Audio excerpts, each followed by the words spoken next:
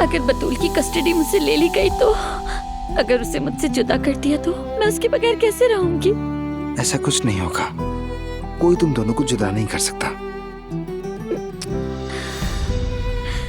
बतूल मेरी जान, मैं तुम्हें कभी अकेला नहीं छोड़ूंगी, कभी भी नहीं। तुम्हारी बहन बतूल को तुमसे ले लिया गया है, बल्कि उसे किसी और को दे दिया गया है। नहीं। हाँ, उसे ले गए हैं। अब तुम अपनी बहन को कभी नहीं देख सकोगी।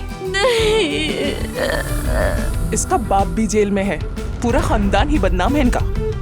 सुना है अपने बहन से काम भी करवाती है, मोहल्ले वालों ने देखा है। ये लड़की पूरी पूरी रात बाहर रहती है, अल्लाह ही जाने कि कहाँ रहती है, और बच्ची को भी अपने साथ ही रखती है। फातिमा आप ये क्या कह रही हैं? तमाम गवाहान और मुकदमे की कार्रवाई सुनने के बाद अदालत इस नतीजे पर पहुंची है कि तुर्की पेनल कोड के चाइल्ड प्रोटेक्शन कवानीन के मुताबिक बतूल सलाम को उनके वालिद की मौजूदा बीवी फातिमा सलाम के हवाले किया जाएगा।